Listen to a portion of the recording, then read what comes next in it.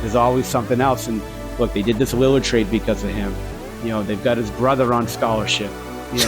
So like they've got a lot of things going there, right? And fucked up, bro. Welcome to Rogue Bogues, another episode of the basketball series. Myself, Mike Procopio, over in San Antonio, I believe, pro, traveling the world. Yeah, traveling the world, brother. Yeah. Traveling the world. Working out some guys over there. I got Trey Jones. Spent some time with him last couple of days, and then just heading back. But I got this fucking cold sore that's just bigger than my stomach on my fucking face right now. So I don't have a black hole eating my face. It's just a fucking cold sore that blew up on me. We did joke off air. He's staying in a hotel on the side of a highway. So I'll leave up to the imagination of the listeners where that cold sore came from. We won't have to get too far into that, bro. But maybe some explaining for your wife when you get home. Yeah. I went from a 2.1 to a 1.7. So it's not really like I lost a lot of points. So I'm good. All right, let's get into it. A lot of news the last couple of weeks. A lot has been going on around the league, but we'll get into our team of the weeks. I'm interested to see who you got, but I will go first. I got the New York Knicks. They did lose to the Lakers a couple of nights ago at time of recording, but they were shorthanded. A few guys were out of that game. Randall and I think Anobi was out of that game as well, and the Lakers put together a decent performance. But they've been playing really well. They are 15-5 in their last 20. Brunson's a real deal, been balling. Really solid defensive team as per Thibs usually, but they're 6th in defensive rating in the league, which is the reason why they're playing as well as they are. But I guess I heard some other people talking about this too online. Interested to hear your thoughts. Are they fool's gold at the moment, Pro? Are they... they're playing really well right now, but we all know playoffs come around, usually first round, maybe second round, they get bounced. It becomes clunky in the playoffs. Their offense really dries up. Historically, the last 3 or 4 years, that's been the case with the Knicks. They are playing well right now. Fool's gold or not, bro? It depends on what you think fool's gold is. If you're just saying playoffs, it could be a little bit tough. They remind me a little bit of those Bulls teams that Tibbs had, with Derrick Rose was sort of the center of their offense. And they had a bunch of other off-ball players that played well, played hard defensively. But in the playoffs, when you try to gobble up a guard like Brunson or a Derrick Rose in that case, then you force other people to be scorers, and it becomes clunky at times.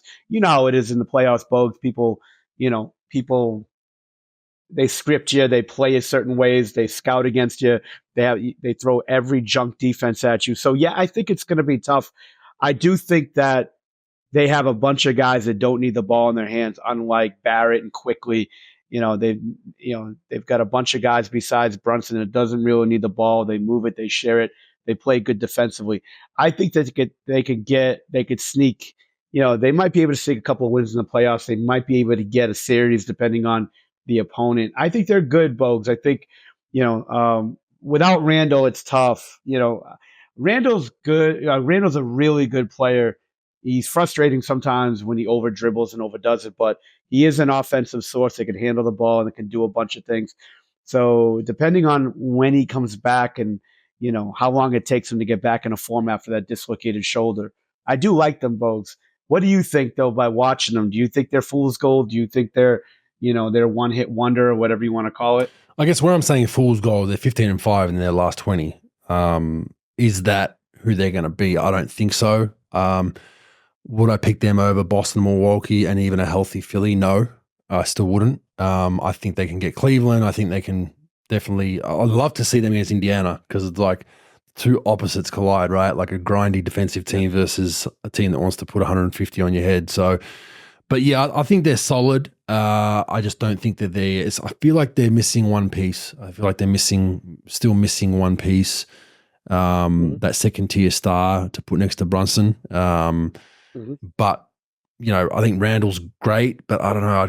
Can you rely on him in the course of a grindy series is the question. He's a great player, great offensively, but he has those 1 in 10 games where he gets pissed off and pouts in the corner and doesn't want to run back on defense if he's not, or it feels like he's not getting a touch. I think he's done that 3 or 4 times this season already. But they seem to. The thing with Randall is they reel him back into the fold. It doesn't sustain. But in a playoff series, you do that once or twice in a 7-game series, and cost you a series. But they are playing really well.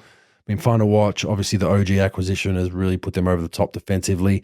I just think they're missing, like, to get over the Bostons and the Milwaukees, or at least make that a 7-game series. They need one more scoring threat from me that can maybe a bit more shooting, somewhere along those lines. But good season for him so far, bro. Yeah, I do agree with you on that, Bogues. I do think that they did set them up. They set themselves up really well with this OG trade to have this guy that could really guard, that could really defend, that could, that could make shots, that there's sort of a better winning player than Barrett was. So now they set themselves up, even if they fall short in the playoffs. They got Brunson signed long term. They get all these guys going long term. I think OG's got to do his new deal, but like I think that they're really good going forward. They got to figure out, in my opinion, I think they move Randall in the future, depending on who wants them and what they're going to get back. I think they can get that other, more efficient, more consistent second tier guy for Randall. Even if you don't get that second tier, you could maybe get a 2.5, even a really good third option that, that you put with Brunson and then OG, and then you have all these other players that play hard. I mean, I'm really impressed with the Precious Achua. Sorry, yeah, apologize Achua, for yep. the pronunciation of the name. But like 16 rebounds, 18 rebounds. He stepped in, after Robinson got hurt and, stepped into the starting role and played well. And then Hardenstein played well. So guys are stepping up for sure. And I think that they really the front office did a good job with getting off of getting off of Barrett and quickly. And then they have all these other pieces too, and that could really play well for them. Again, they could make shots. DiVincenzo, guys like that could really, Josh Hart, obviously, Quentin Grimes plays hard, so they got a bunch of pieces. And I think that if you could deal Randall in the offseason, I don't think you're going to deal him with, trade deadline because of the injury, but you trade him in the offseason. I think going forward, they could set themselves up. I agree with you. I don't think they can get out of the first. They could probably sneak a couple of games depending on who's. Now, the only thing is, Bogues, too, is Philly's without, Joel Embiid. Yeah, it's not healthy. Yeah. Can they sneak? Yeah, can they sneak it? Now, if they go 4-5 against those guys, they might be able to sneak them. I think so, too. I agree with you. Yeah, no Embiid. But I mean, Philly's still tough with Maxey, but yeah. Yeah. No, I agree with you. But they got no chance against Boston. Milwaukee, I think it'll be tough, although you never know with Milwaukee, but I think Cleveland, I don't want to Cleveland would be a decent matchup too. I think it'd be a pretty even series for the most part. Cleveland's balling right now, but I think that they play a similar style, length, defense, athleticism. So who you got this week? Yeah, I've got Cleveland 9-1, 9 out of the last 10. I watched San Antonio play against those guys. Mobley's back. Mobley and Allen. I don't care about the whole play small, play big thing. Like they reminded me of the Lakers when they had Gasol and Bynum. They just they don't care. Like you could go small against them. They don't care. They're going to offensive rebound. They're going to cut. They're going to move. They're going to attack you on every possession.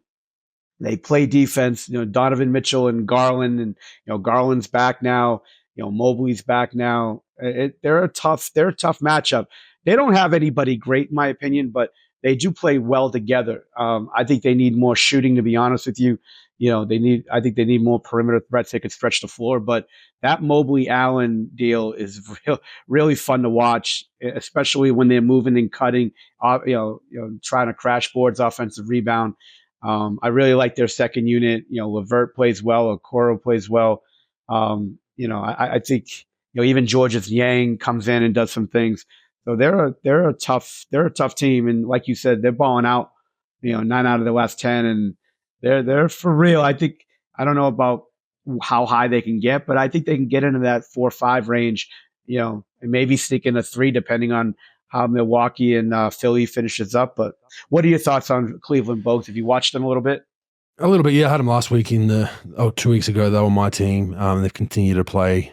Probably the only reason I didn't pick them again because I picked them last week. But they're about where I thought they'd be. I had them at 3 or 4. I think I had them at 3 just because another year together, they're starting to figure it out. They got length. They got some youth about them. A few of their acquisitions in the offseason were good, solid role players. They got Struess, right? Was it Struess? Yeah, Struess is playing really well for him. Yeah, I think he's been a great acquisition for him. And they just got a good mix of youth, energy, length, athleticism. Like you said, they're not too concerned about trying to match the way other teams play. They play to the strengths of their roster and their length and athleticism, and that's nice to see. I respect that a lot. I like seeing NBA teams do that, where they're not trying to just follow the herd and pick and roll, pace and space, as Pro likes to say, every day, and hoist up threes. Right. So they're doing well. Yeah, I agree. I think Cleveland's playing really well. Probably the most solidly consistent. Them in New York, probably over the course of the last month or two, have been the most solidly consistent teams, night in, night out, which has been good. My weak team. How about you go first? Let's see who you picked. I picked the Dallas Mavericks. Mostly because they're limited, especially when Irving's out. He just started coming back. He's been hurt, but like Grant Williams, not stepping up. But look, he's been inconsistent all year. And I'm not saying that he needs to be your second best player. At best, he's probably your fourth best guy. But when Irving's out, someone else is going to step up for Luka. Luka can't be scored 90 points. Tim Hardaway Jr. has actually been playing decent, 21 over his last 10. Maxi Kleber just came back from injury, and I think he might have got hurt again. But they gotta show more. They've got good players. Derek Lively's good. Josh Green's been up and down. But they've got to step up, and they've got other players who've got to step up besides Luka. And look, Kyrie Irving, love him, hate him, whatever. I think that the one thing you could say about Kyrie is he misses games a bunch. He misses 20, probably 20, 25 games a year, for one reason or another. And this year it's been mostly injury and not other things.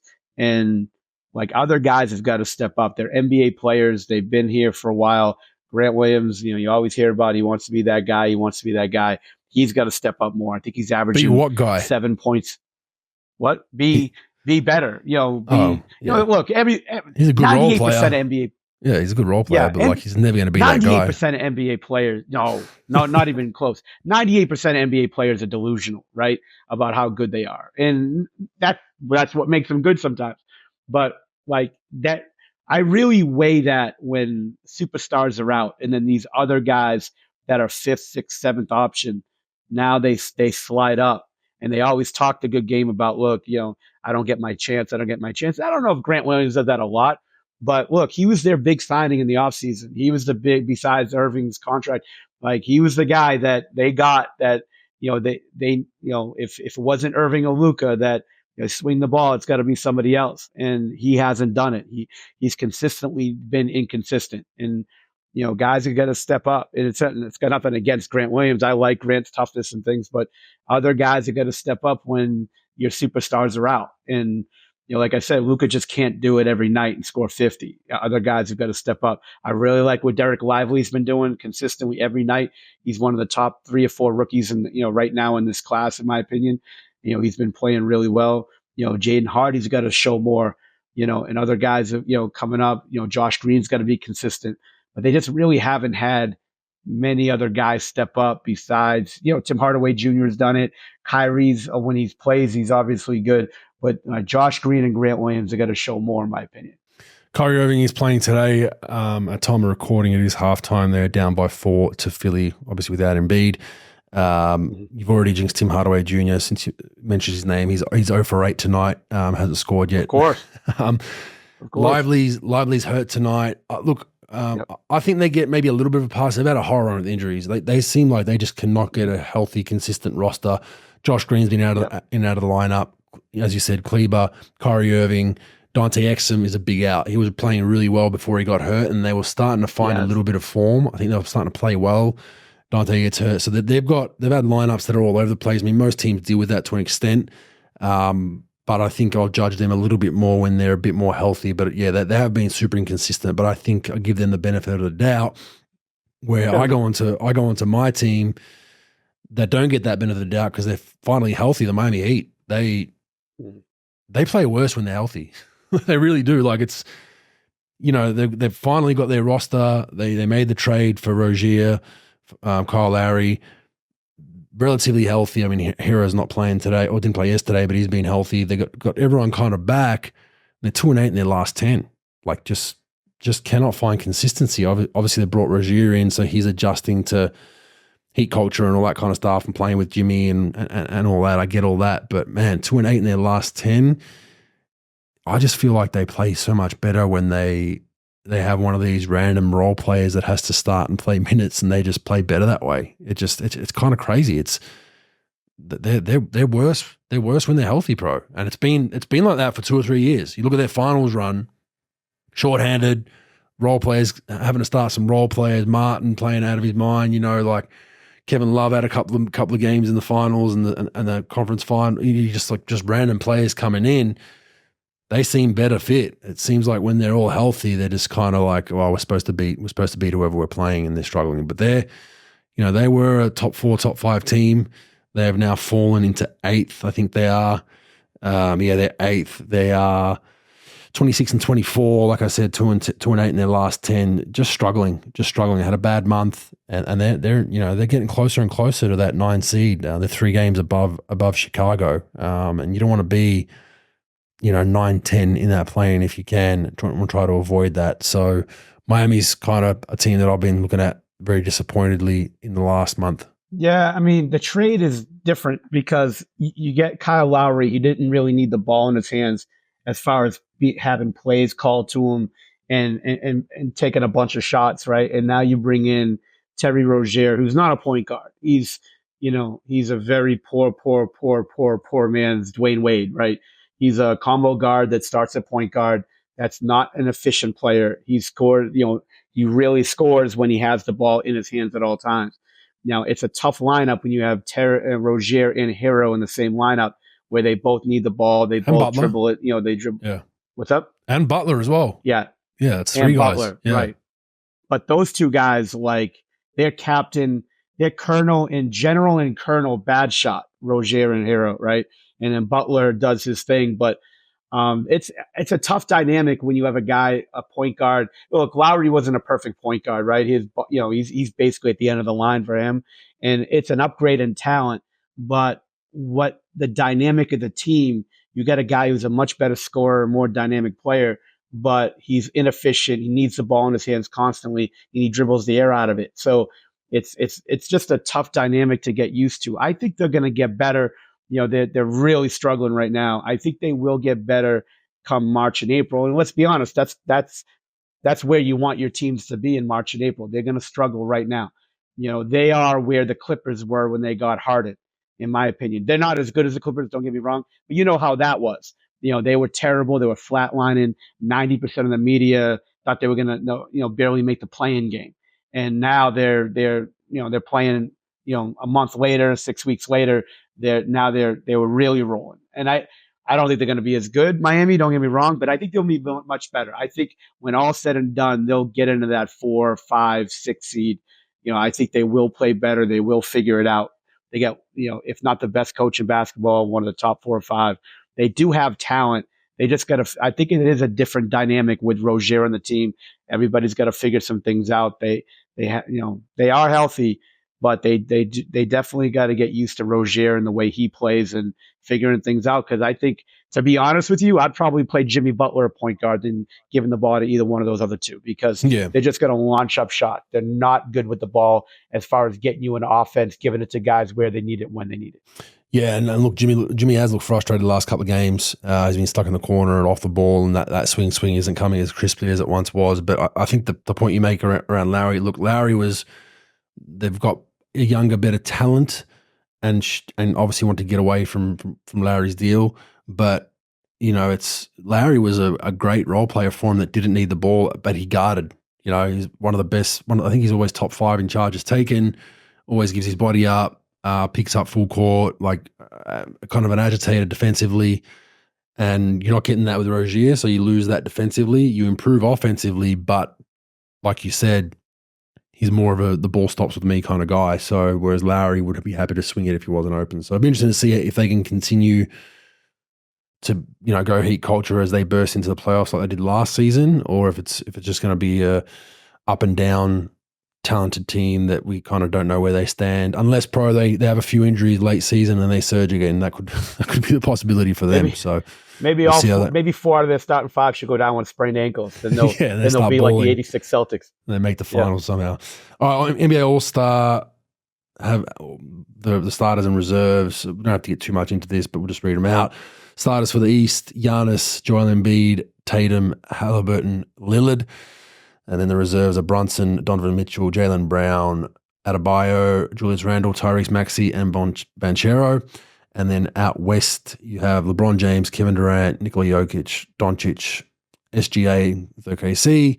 Reserves, Anthony Edwards, Steph Curry, Kawhi Leonard, Anthony Davis, Devin Booker, Paul George, Karl Anthony Towns. I'm going to read out a few of the snubs. I want you to tell me who you think the biggest snub is out of this list in your opinion. You got Rudy Gobert. Obviously, they're number 1, number 2 seed. He got snubbed. Wembanyama was on a snub list, but I think we both agree he shouldn't be in because they suck. And he's probably going to get Rookie of the Year anyway, so he'll be okay. Who else do we have here? I've got Derek White, Boston Celtics. He was snubbed. Brandon Ingram, New Orleans Pelicans on the snub list. Porzingis was on the snub list from Boston. Jamal Murray with the Nuggets. I think injury might have hurt him early on, but he's been snubbed. Sabonis with the Kings.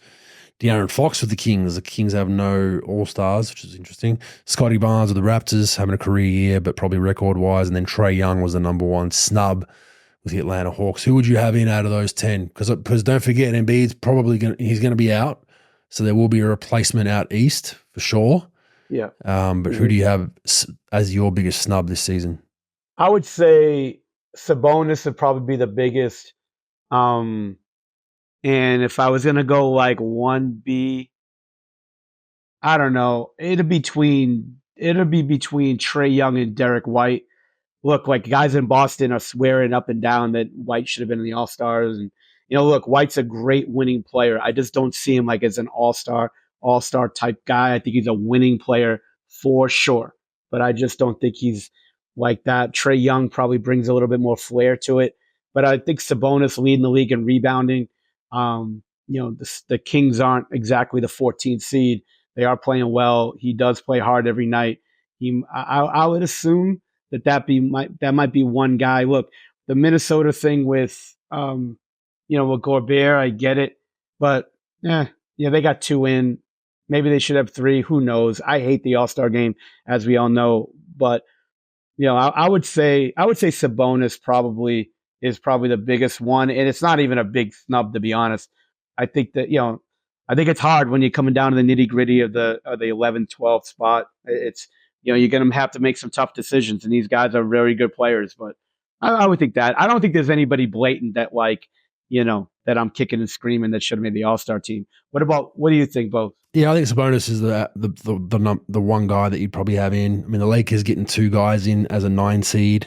That's a joke. That, Davis numbers-wise, okay, but as a 9 seed, and you can't give me one guy from a 5th seed Sacramento Kings team, that's probably the bias of the big market Lakers, which it is what it is. We all know what occurs, but I think if you're below that 6th seed in respective conferences, you shouldn't have 2 players on. I mean, Steph's obviously killing it and playing very well.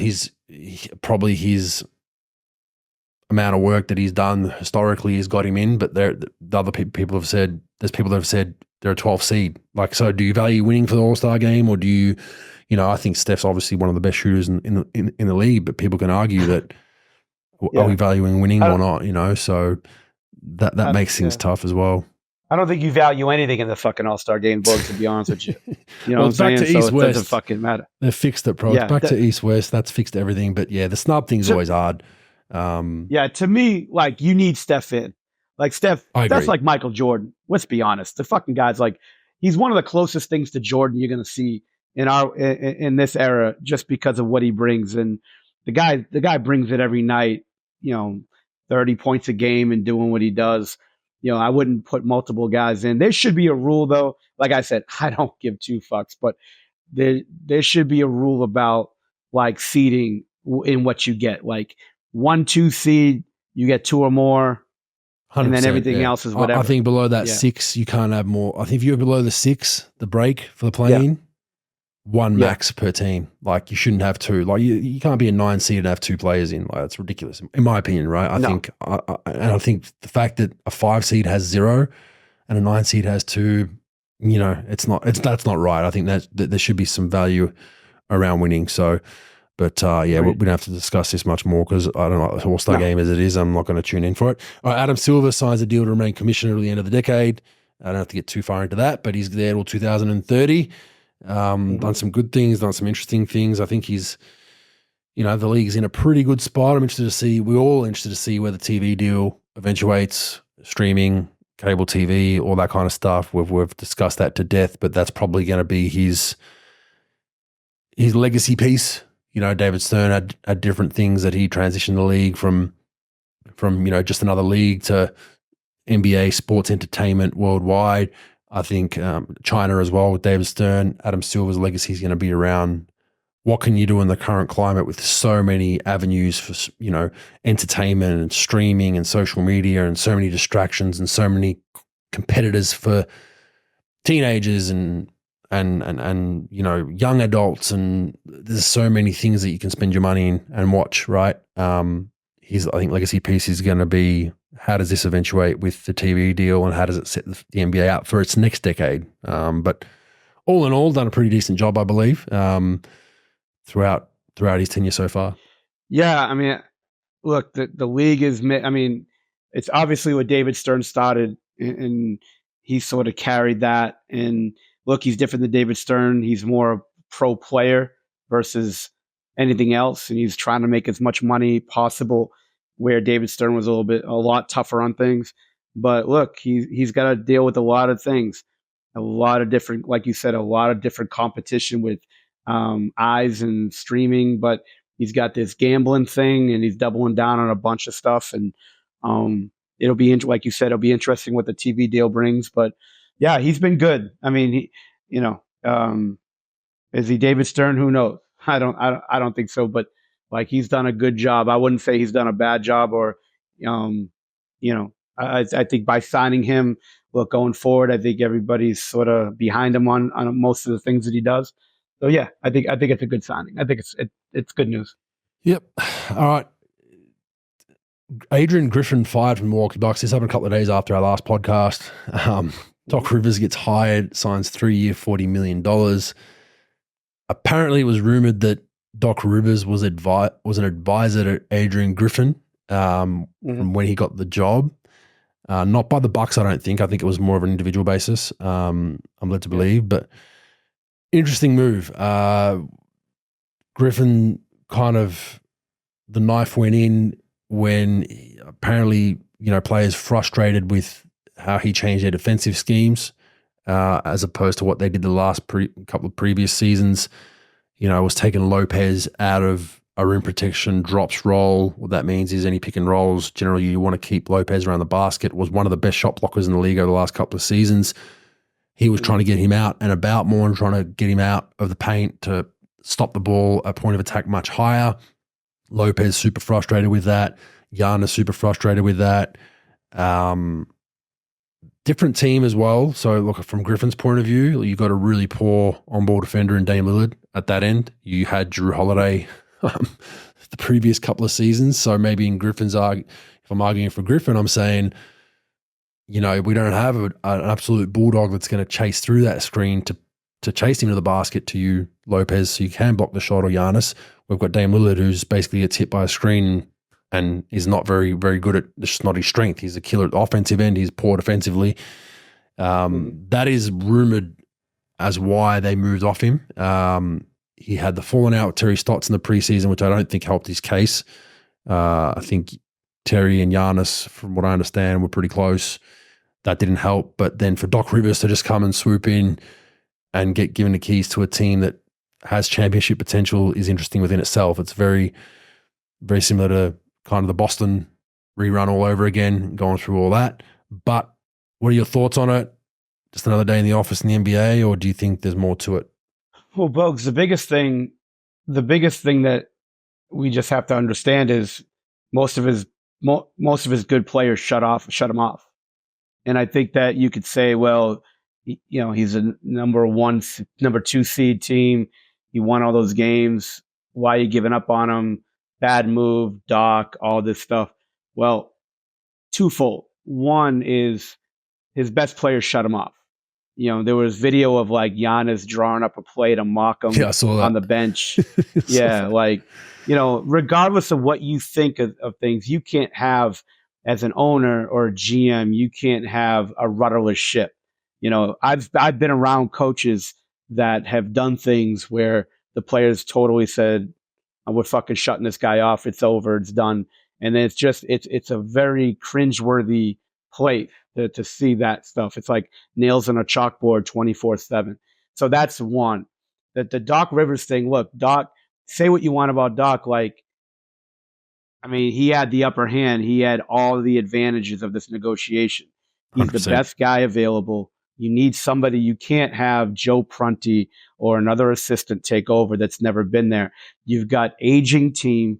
You've got, Giannis, who's turning into a little bit of a diva these days. He's disgruntled. You've got an aging team that has a window of right now. If you bring in the wrong guy, look, Doc might be the right guy. He might be the wrong guy. Who knows? But if you bring in a guy that doesn't have it and those players smell blood in the water, you're fucked. You're completely screwed if that's the case. They got a guy that, that's not afraid to, he doesn't give it, like Doc doesn't care. He's going to go in he's not a guy who's going to take a backseat to anybody. So he'll go at you if you need be.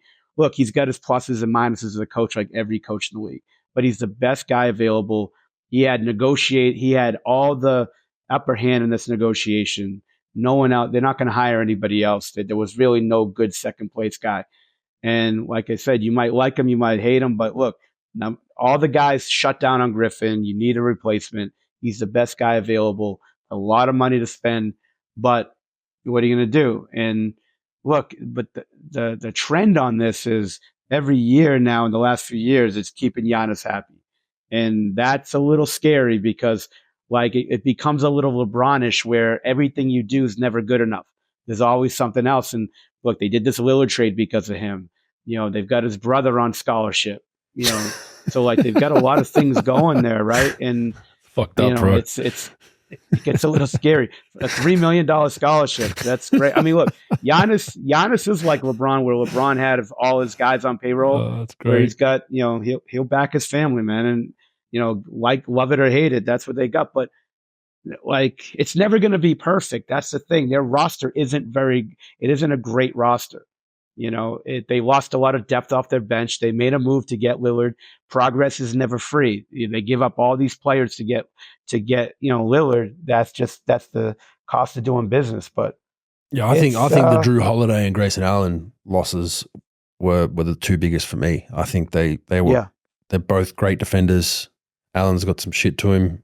Drew's got some shit to him. Okay, you don't have as much offense as Dame, but I think they're living the reality now of what I've said this from the start. You gave up a shitload of defense for a shitload of offense. I didn't think their offense was that bad in the first place. Yeah, maybe it dried up in that Miami series, but Miami went on that crazy hot streak. It was like a casino. They were, at a roulette table and just kept hitting red and red and red. And, everyone ran into that buzzsaw. They beat some good teams along the way. But Giannis is contracted up until 26, 27. Then then there's a player option. So, but also, bro, seeing a team that's second in their respective conference fire their coach a third of the way through the season is insane. Agreed. It's and I guess I 100% agree. I think this has all come down to Giannis, where he said something's happened.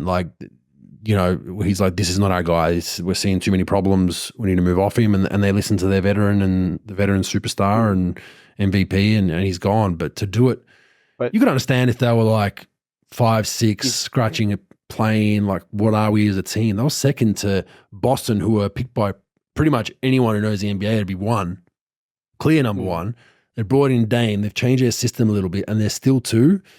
That's a head scratcher to me. But that's why I think there's more to it. I think something's happened behind closed doors that we don't know about, don't know what, but I think there's maybe headbutting between him and Giannis. Maybe there's something personal. Maybe since the Terry Stotts thing, there's been some animosity and Giannis was looking for an excuse. Who knows? But I can definitely see something more happening there. But It is a crazy world, bro, where a number 2 seed, fires their coach a third of the way in the season. And as players, folks, as players, you got to be like, now again, I'm not there, so I don't know what happened there. But as players, like Lopez is very frustrated about where he's playing defensively.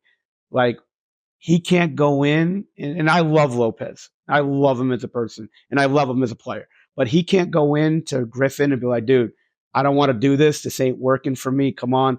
Like, watch my defense the last couple of years. I'm the best rim protector in the league. Like, can we change it? Like, Giannis can't come in and be like, talk. Now, maybe they have, and maybe they did, and maybe Griffin didn't want to change it. I don't know. But their bench got considerably weaker when Terry Stotts left that building. Like, you need that presence on the bench. When you get bad Christmas on that bench, no presence. When you got no presence on that bench, bro, and those players are looking back and they got flatliners that they're looking at for coaches. Terry Stotts has great presence. He's a very good coach. He's very good with players. And you take that off and you replace him with someone who doesn't have that. That's a big deal. But when you got players like mocking your coach, drawing up plays, you got that's crazy. Even there's a bunch of clips. Yeah, a bunch of clips of Lopez losing his marbles at the bench every time he's supposed to show on a screen, and they get by him. There's no one helping the helper. I saw all those clips, and it was glaring. It was glaring. And I play with Griffin. I play with Adrian Griffin, by the way. He was Scott Skiles loved him because he was a kind of a player coach. He was that veteran guy that wasn't going to play but was there to make sure everything was in check in the locker room, and pretty smart guy. Didn't really talk a lot. Was kind of pretty reserved, but you could tell he had some shit to him. And maybe that rubbed guys the wrong way. Who knows? But yeah, man, it's not good. Yeah, he started his NBA career when I was in Boston. He was a CBA guy.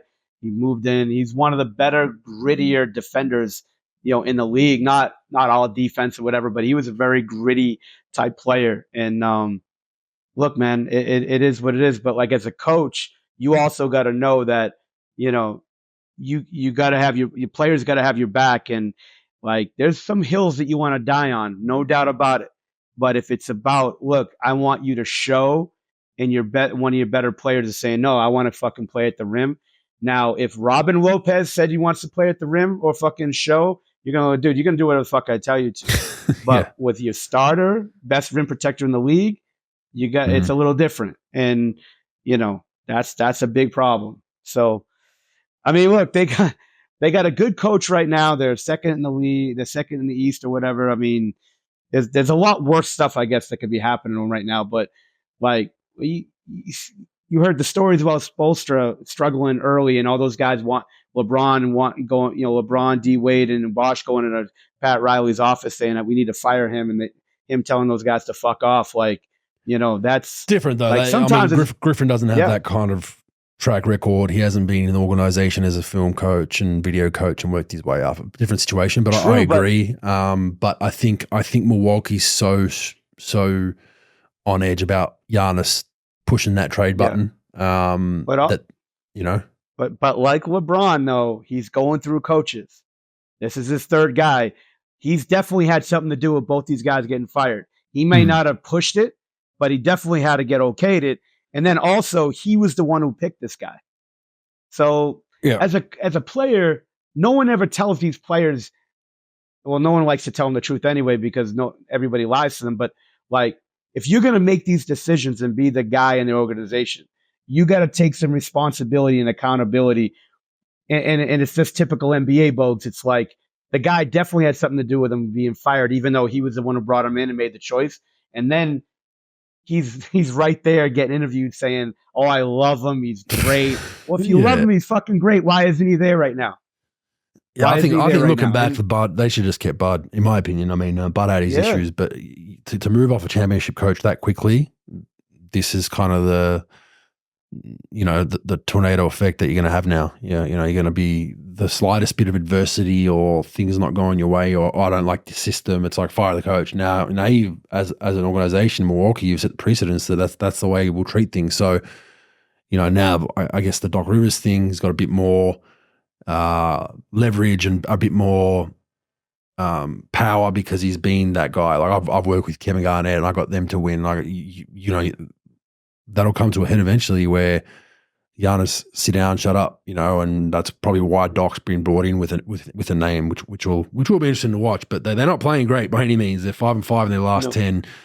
I caught the first quarter against Dallas. They gave up 45 points in the first quarter. They ended up winning that game. Yeah. I caught their game yesterday against Utah. They squandered that in the fourth quarter horrifically. They were up the whole game. They should have won that game, and Utah just overran them. Bucks couldn't score.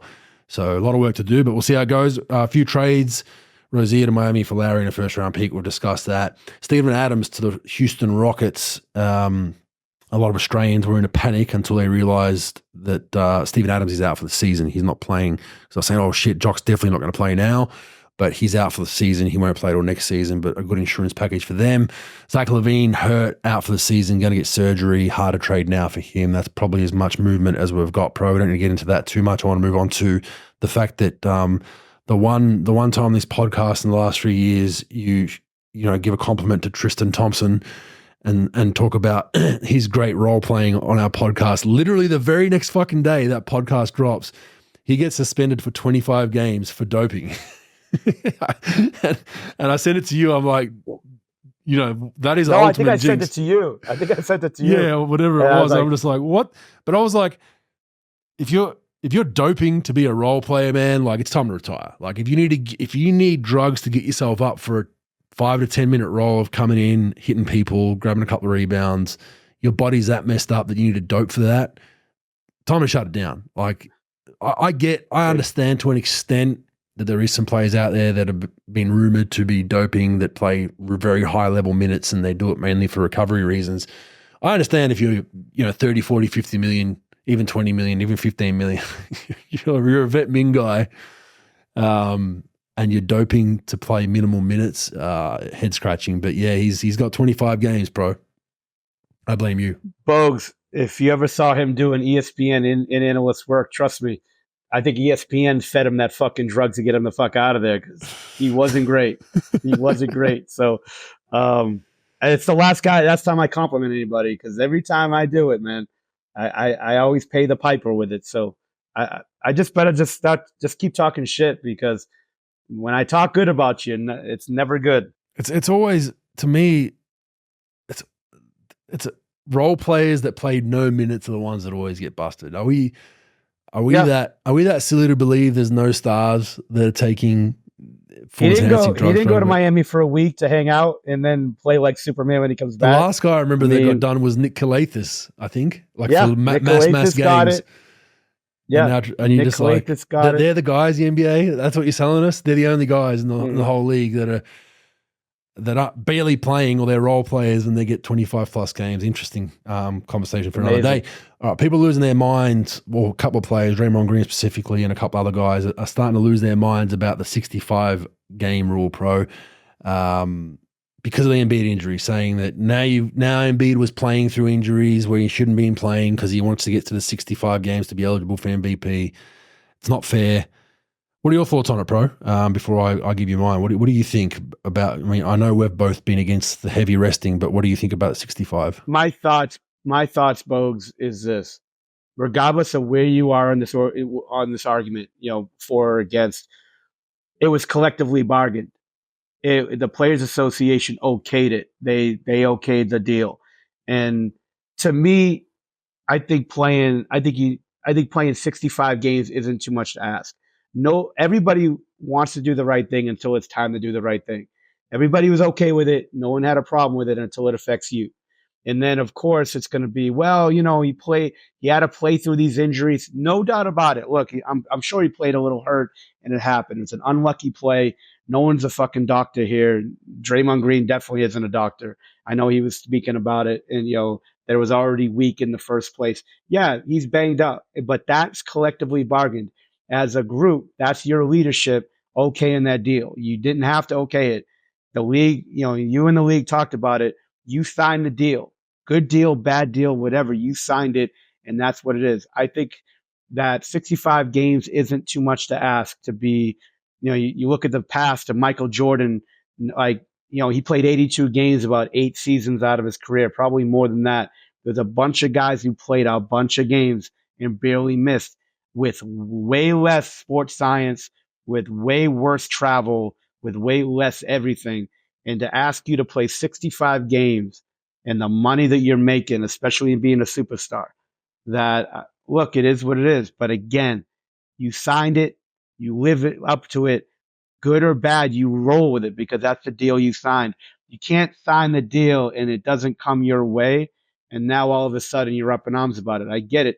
Guy was front runner or at least the top two, for the MVP, no doubt about that. But you signed the deal and nobody complained about it too much until it starts affecting people and you get a little unlucky in injury. So I think it's a deal that you signed. I'm big on showing up. I'm big on playing. Do you have to play 82 games? No. But if you play 70 games, 72 games, I'm with you on that. 65 isn't that much to ask. And these guys are up in arms because it affects them. And now everybody wants to pile on. And I think that's pretty weak in my opinion. I agree. I agree about 65 games. I think it should be. And look, most player bonuses have always been around 65 games historically. Like it's before the CBA collective bargaining agreement was bargained, right? Like I had a bonus for an NBA all defensive team, had to play 65 games. I played 68 that year and I got the bonus, right? It was linked to the 65 games. But where I also think the issue is here is Embiid's kind of showing his hand that he was chasing this individual award. So if he was banged up, well, guess what? You might need to sacrifice an individual player award for the betterment of your team. So if I'm banged up and I need to get to 65 games and I've got 10 games left in the season, I need to get ready for the playoffs and I've got an injury that, I probably shouldn't be playing on right now, but I want to play to get my 65 and I hurt myself even more because what are you playing for at that point? You're not playing for a championship. You're playing simply for an award. And yes, I understand it's for a lot of money. The MVP is a huge award. It brings all the marketing, all the endorsements. It sets you in a different era, Hall of Fame, all that kind of stuff. Totally get it. But there might need to be a conversation around teams now saying, okay, we're going to play you, Joel, but you're not going to play, that 70-point game. You played, how much minutes did he play that game? Do you need to play that many minutes? They'll blow in San Antonio out at one point, right? Like, so, okay, you're saying, I need to get to my 65 for my individual accolades, but now I got hurt. You've put the team in jeopardy now. So now the team's in a shit fight. Now if I'm the team and I've got a guy like Joel Embiid, I'm going to play you 25 to 28 throughout the course of the season for the most part. I'm going to play you less minutes. If you're adamant on playing when you're banged up, training staff say, look, he can go tonight, but he probably shouldn't play 40. Cool, good enough for me. We're going to put it in a way that even if we lose the game, better than resting him, we're just going to play him less minutes. So I think it's a tough one, and it actually outs players is to show what your true colors are about. Are your true colors about that individual award and that bonus, or are they about your team getting to the playoffs, especially a team like Philly? They're potentially they're top four in the East. They could scrape into a conference finals championship potentially with the right bounces and the right hot run. So I think this shows that. But to go now and change that rule, I think they had to do it. Funnily enough, Trent mentioned before we went online, the one team that's been great with all this is the Clippers. They're the most notorious team for the last 3 or 4 years. The rules come in, and I think I also think there's an element that reality set in for them. We need these guys to play together. We need them to play together mass minutes. We can't keep Paul, you play this game, Kawhi. They need to play together, mass games. And you've seen the result now. They've played together and they're on this hot run because they're actually going through the ups and the downs of good game, shitty game, that bad start. They've worked through it with guys playing. Now, they don't have the excuse of, the playoffs come, we're not going to do this anymore, everyone's going to play, but they never play together. So I think it's an interesting debate, but just seeing guys going crazy about it, I don't agree with that. I think the rule's there for a reason. I'm big on fans seeing star players play. They pay tickets months, weeks in advance, usually a season in advance. They'll circle a game on a calendar coming into their town. For some of these families, it's 1 or 2 games they get to go to. They want to see that superstar. This rule encourages that superstar to play. But now, individuals have to give up a bit of selfishness and say, shit, I am banged up. I know that award's in jeopardy, but I'm gonna rest or I'm gonna play limited minutes this game and let the coaches know that I'm banged up. Folks, look, everybody likes to complain about playing, resting. All they care about is their players playing majority of people, all they care about is them being healthy in April, May, and June. That's it. And if you rest guys and they're going to bitch at you for resting. If you rest guys and the guy got hurt, well, you rested them too much. If you play them all the time and they get hurt, and they're going to bitch about them playing, and getting hurt. Yeah, it's lose-lose. You can never do anything right. But also, Joel Embiid has never been in great shape. He's never been in great shape. And that's something on him that he's got to step his game up to. Look, the injuries suck, and a lot of injuries are freakish. It's a cut, it's a move, it's getting undercut. It's just a freakish play that happens most of the time. So I don't think there's a perfect way to do this. Rest, not rest, what have you. But it's not on him. He got hurt. It is what it is. Maybe he's chasing, maybe he's not. Who knows? But I do know this. He's never been in great shape. And he never finishes seasons well because he's never in great shape. And that says a lot because the guy dominates and he's not in great shape. And now, look, whatever happens going forward with his injury, I think he needs to take the offseason and really get himself in great shape and maintain that throughout the year. And that's on that's on somebody to keep that guy in great shape. Yeah, and last season, even with that MVP chase, that he was notoriously going after it, and fair enough, he was going after it. He burned himself. He was burned out by the playoffs. Like he could not move in the playoffs as well as he did in the regular season, and it looks like a similar thing. Like you're going for these individual awards, trying to play as many games as you can, get your numbers up, but.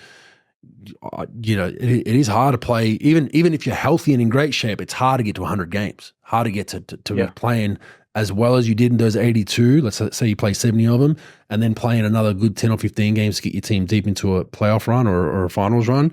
It's hard to do. And I think that's probably been the one knock on Embiid is where with Jokic, MVP led to a championship, right? So. It is interesting. And I just think the players firing up about it's being kind of, even some commentators saying that, the rule isn't good now and this and that. You got TV money at stake, you got a lot of things at stake. They had to do it. So I'm for the 65 games, but I think now teams need to look at minutes, balancing those out, and players also need to put their hand up when they are really banged up and not chase those individual awards. Moving on to Aussie of the Week, bro. I'm going to let you pick this one. It was a harder one to pick, not a harder one to pick, but I'm going to give you all the numbers this week and you're going to let me know who you think should get it. Dante Exum, he's only played 2 games since January 1. He's got a knee issue now. He's in and out of the lineup, but he was 7.5 points, 1 rebound, 2.5 assists in just 2 games since January 1. Dyson Daniels, 2.6 points, 3.1 rebounds, 2.3 assists, 1.1 steals. Josh Green, 13.1 points, 3.6 rebounds, 2.8 assists, 14 for 31 from 3. Joe Ingles, 3.3 points, 1.8 rebounds, 1.3 assists, 6 for 20 from 3. And a viral clip that I'm sure you saw, Pro, with him bending someone over the sideline, literally. No pun intended. He was bending someone over a sideline. I actually sent him the video and he said, "That won us the game, bro. We got an extra possession." So that was his reply. Jock Landale, 4 points, 2.7 rebounds, 1.2 assists, still in and out of the lineup, up and down, helter-skelter. They played Boban ahead of him a couple of nights ago. It's very similar to that patch that he had in Phoenix last season where is it gonna, is it not? What's his role? We still don't know. Yeah, it's worse. Yeah, it's worse. It's worse. So he's not playing much there. Patty Mills cracked the rotation a little bit, but still primarily garbage time. He had a nice little run rotation-wise, but it's fallen back down. He's at 2.5 points, 1.2 rebounds. So good to see him getting some minutes. The shot's not there. He's totally shooting the ball not great at the moment. I think he had 3 or 4 games with 0. So, but it is tough for him. He's getting spot minutes, 3 or 4 minutes at a time. Doesn't make a shot. They drag him. But he had 1 game, I think, in double digits. Matisse, 6.1 points, 1.8 rebounds, 1.4 assists, 1.4 steals. Josh Giddey, 11.5 points, 6.7 rebounds, 4.5 assists, 1 block per game, 5 for 22 for 3. So he's lost his 3 ball in that span. Duop Reith, 6.8 points, 2.5 rebounds, 1 assist, 9 for 19 from 3.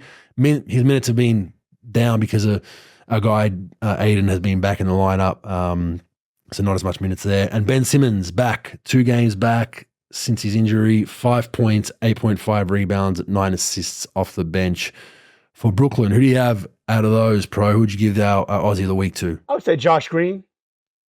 Okay. You said 13 points, right? Yep. 13 points. Yeah. Shooting the ball well from three rebounds. That's respectable. Three assists. I'm good with that. I mean, Josh Giddey, decent numbers as usual, 11, 6, and 5, but bad shooting clips and a little bit less shooting. He's still kind of minutes are still interesting to watch with OKC. He's not in a lot of late game situations, and he's still generally in the mid-20s. So we will give it to Josh Green. That's his first, put the asterisk there for Mr. Josh Green. That's his first Aussie of the week, and I think he's having a really good game today as well. So good time to pick him. Do you think, fact or fake news early in the segment, do you think the NBA players is going to start putting in their contracts if they win multiple Aussies of the week that they get bonuses, or do you think that it could be something that we could work out? Yeah, they'll have to play 85 regular season games though to get the award for a bonus. That's a good point. 85 regular season. No, sorry, 82, right? 83 regular season games. 83. If they hit 83, they get $1 million from both of us.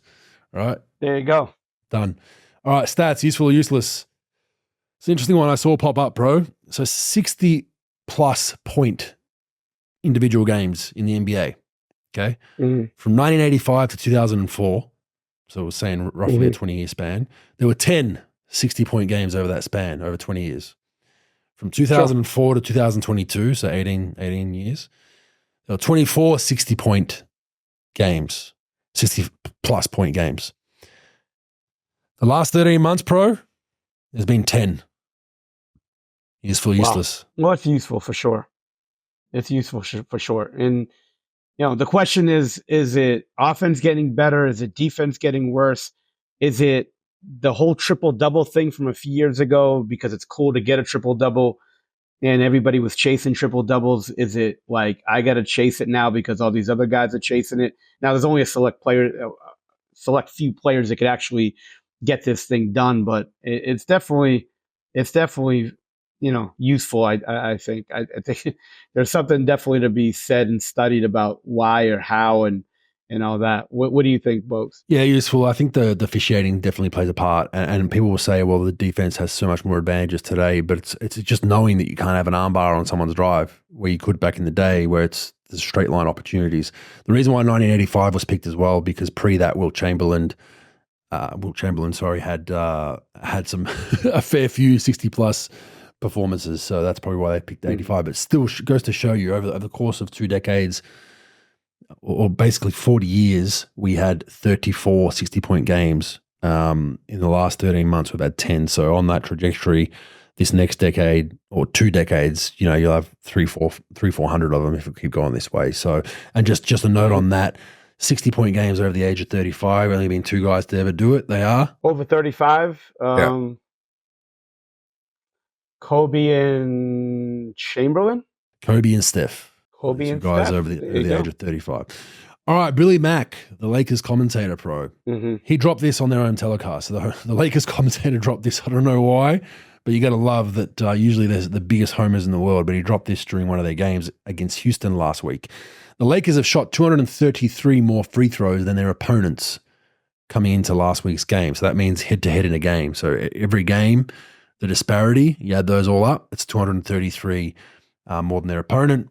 Far and away ahead of the second-place team. Oddly, the Lakers are dead last in drives to the basket, Pro. People have fired up saying, well, the Lakers post up more than most teams. Fair enough. I give you that. But when you look at disparity, the Lakers, I think, are 7th or 8th in the league in free throws attempted. So they're not even first in free throws attempted. This is strictly on disparity between the two teams when they play. So what this stat tells me, Pro, is that, okay, the Lakers say they hit their free throw number. The other teams aren't getting those calls. The other teams' numbers are always lower against the Lakers. That's what it tells me in this stat. More than, yeah, okay, you can say they're not driving the basket enough, but they are posting up. Maybe that evens out. But other teams aren't getting close to their regular number. But a really interesting one. I've discussed this before. Last season, they had the same kind of run with free throws. They do get the benefit of the whistle, whether you like it or not. Big market team at home, they're always in games no matter how much they're down. But Useful or useless, pro? And do you think there is a disparity that's somewhat strategic, not strategic, but somewhat known with referees? Oh boy, it's useful. Now, is there a conspiracy or is there something going on with that? I don't know. It's a good question. I mean, look, you got two MVP candidates, not really, but you got two high-level Hall of Fame players in the team that demand a whistle, but that doesn't really tell you they're going to have this much of a disparity because of those two. Look, this is over a course of time, so it's not over like a month, a week, a day. It's it's over a course of a lot of time in a lot of games. So there's got to be something going on, and why I have no idea. And that's interesting that you said that they're seventh and eighth. I would have thought you would have said they're number one in it, and or number one or number two. But it is interesting, Bogues. What's your theory? Because I know we've mentioned this many a times on and off the off the pod about it. What are your thoughts on it? Oh, I think they do get a good whistle at home. Their whistle at home is always good. Even on the road, they get a half decent whistle. They just get a good whistle. They're a big market team, and I don't think it's blatant like match fixing, but they get a good whistle. And you need, you can't have a team that won the prestigious NBA tournament, pro, not make the playoffs. In the first year of the NBA tournament. So I think there's a lot going towards the favor of the Lakers to get that whistle. And, even if it's those 50-50 whistles are always 80% favor to the Lakers, in my opinion. They always get those close calls. It just is what it is. Historically, it's happened. Wind back to the Sacramento series, wind back to, they've had some favorable runs throughout NBA history, and the big markets are always going to somehow randomly survive, and that's just the way it goes. But those numbers, you're not attacking the rim very much. Yes, you are posting up, but to get to the line, the disparity versus other teams, not so much get to the line, the disparity versus other teams is 233 difference is quite. Just it shows there is a better whistle for them. Now, sure, it's coincidental, but over a course of a season, that needs to even out. So I think it's useful. All right, last one, talking about load management. Good one from Trent as well. From January 22nd, 2023 to January 22nd, 2024. So 1 year period over the course of an NBA season. No one has played more games than Jokic, AD, and Tatum. AD? AD? You sure?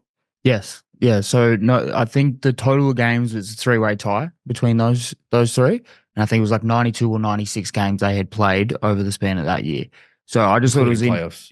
Including playoffs. So that's just NBA games. I just thought it was interesting due to the narrative around AD and how he's missing all these games for him to be in that top three with Jokic and Tatum. Well, that's why I thought it was a misprint. But that's the last guy I would think. Yeah, that's a great one. And it just goes to show, pro, that these are three superstars. Tatum and Jokic are the number one guys in their team as well, and they're your not Iron Men, but they're your guys that are playing big amounts of games in that span, which is fantastic. I have to check these numbers though, pro, because it is January 22nd. So I'm guessing Davis was probably out for 6 weeks before January 22nd. And then after January 22nd, 24, he might have been out for 6 weeks. He played 54 games last year too. So, I mean, I agree with Trent, like over playoffs and like you said, maybe it's over this whole year. It's only a year. So, it will cover some of this season as well. It cover some of this season and it will cover playoffs.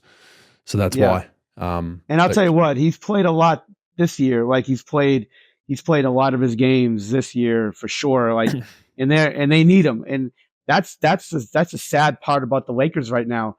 They're grinding it out with these two quote unquote superstars, and they're just grinding out wins. And it's tough. Like LeBron's played in 88% of his games, and Anthony Davis has played in 92% of his games this season. And and they need every ounce of it and they're still barely beating teams. And they're what are they right now? They're 9, currently, right? I think they're 26-25. Not counting today, they're 26-25. So they're one game over 500, ninth in the West. And these two guys are playing close to 90% collectively. They're playing 90% collectively between the both of them. It just, it says a lot about where they are, what the whole salary cap situation is. their trade market. I don't think they have a lot of trade value outside of those guys. And if I have to hear one more fucking time about LeBron James isn't getting traded, like, do they really need to put his name in the media like that? Because he's not getting traded, but they just love talking about it. It's clickbait. Good it's narrative. It's bullshit. Yeah, it's bullshit. Then they wouldn't trade him. They would trade ownership's family before they trade this fucking guy. Well, Jeannie did, didn't she? Yeah, they probably did, but that's one of the brothers. That's another story. Didn't one of the brothers get traded? He got traded. I did meet him. I did meet him. He was an interesting character. I met him in Portsmouth, Virginia, at a bar, and you would think that he was I don't know if you know baseball much. He looked like John Kruk. He had chewing tobacco. He was wearing a hat on backwards. He had long hair. He was a great guy to talk to for a few minutes. But yeah, he did trade him. You're right. He cut him. I don't know if they traded him, but he cut him. But they're not trading him, and it is a pretty interesting stat trend. I think I do think that it's gonna it will check out that stat because he did play a lot at the end and playoffs, and he's played a lot now. But in this season, but interesting. Man, the whole Lakers thing is just it's too much. That's too much, especially if everyone talking about a 9th seed so much. There's other teams should be celebrating above them. All right, moving on. Got to get through this. Got a couple more minutes for NBL stuff. Sure. Unless something drastic happens, Melbourne look to have locked up the 1 seed, Perth 2. Just going by percentages, I believe that even if Perth do catch up, I think Melbourne's percentage should lock up 1. So those two are through in straight sets to the semi-finals. So they'll be awaiting the next 4. Over and out, I think these teams are pretty much mathematically out. Adelaide, Cairns, and Southeast Melbourne. Adelaide could still tie record-wise, but I think their percentage is taking a bit of a beating. They won't get through. So I think there's 6 spots left for 7 teams, essentially, total. The New Zealand Breakers weren't in for me until Anthony Lamb did his Achilles over the weekend. So he's out. He's having a great year for New Zealand. New Zealand just got healthy a couple of weeks ago. They have games in hand. I thought they would definitely sneak into the 6 that they're now questionable for sneaking in.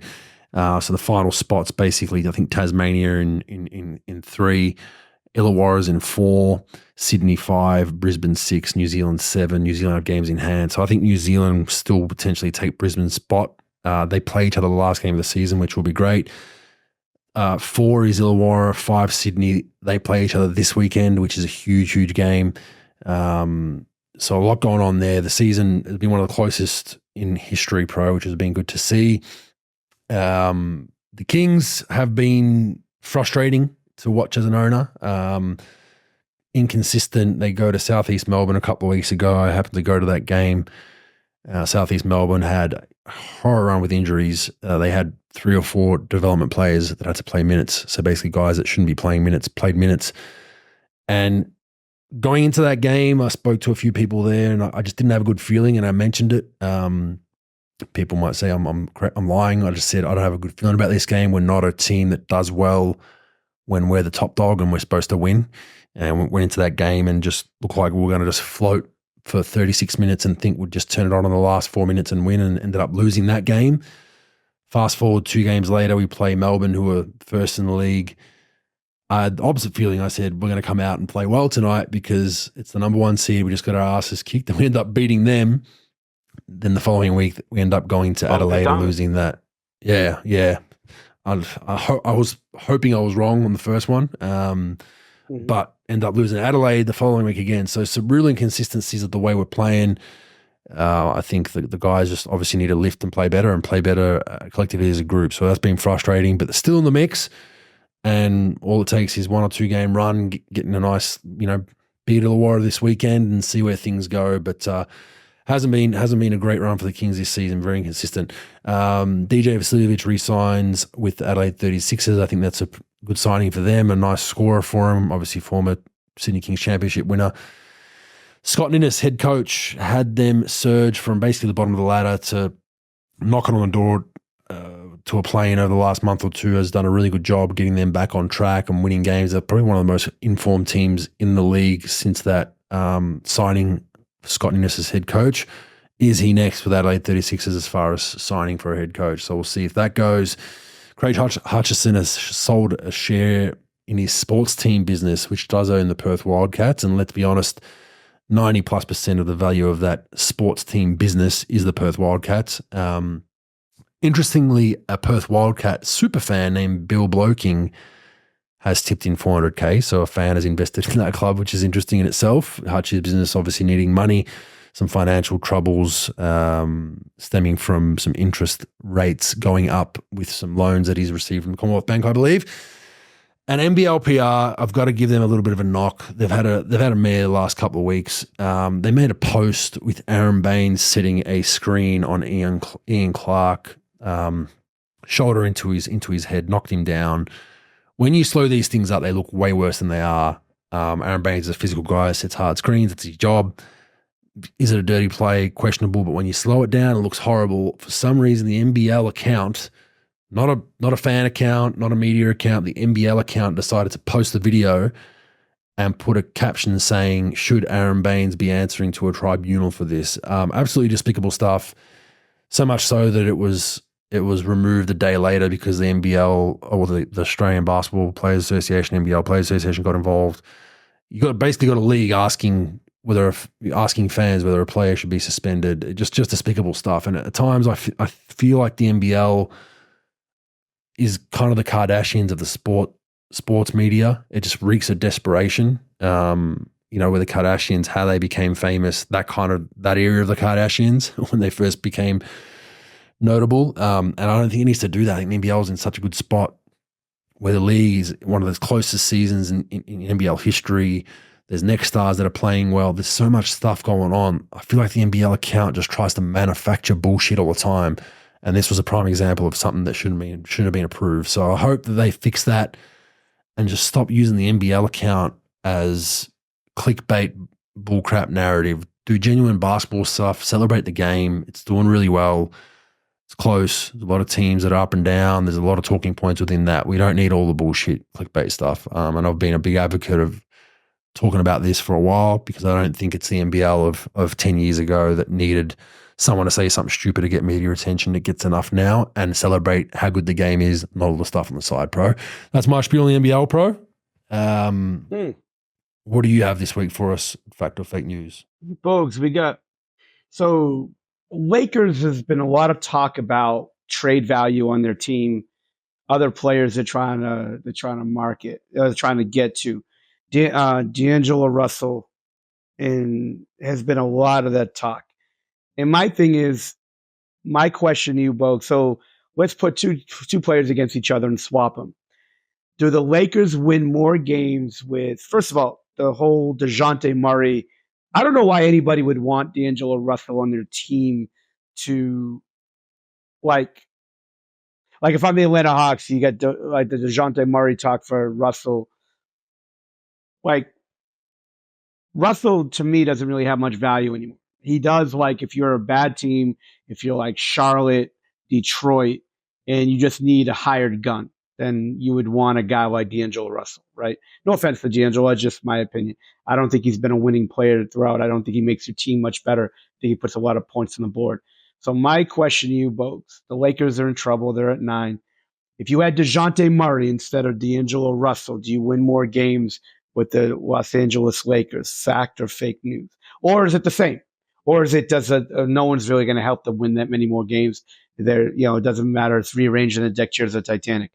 Will you win more games with D'Angelo Russell versus DeJounte Murray as the point guard? And also, a second to that, do you think D'Angelo Russell has value where teams are like, not I want D'Angelo Russell, but really think that he could impact winning as a top 2 or top 3 player in their team? Fake news. I think it's a net even. You make that trade, and I think Russell's probably played himself into a better position than he was a month ago. I think he's playing much better. But you bring in Murray, what do you get? Maybe an extra couple of wins, maybe. That's your ceiling. Yep. I think they've got bigger issues than swapping one player here or there. I don't think that's changing much. I think they have an old aging roster. They have older guys that have to play more than they should, as we just spoke about, that can get injured at any time. Can they be a gritty team that needs to get stops at the right time? No. I just think that their ceiling is what it is, and I don't think that changes much. I don't think one trade right now changes much for them. And do I think Russell's a franchise-changing guy that can impact winning? No. I think he's a very good player as far as scoring and individual. And if you want to go watch an individual play, fun to watch on the eye. As far as impacting winning, to win basketball games, like, for instance, would you take Derek White or D'Angelo Russell today? Derek White. Exactly. And he's making what, half the amount of money, right? Or maybe 3/4 of the money. So right now, let me see. Derek White is making, Derek White's salary. He's making $18 million right now. D'Angelo Russell is making 17. So they're very similar. Okay. Very close.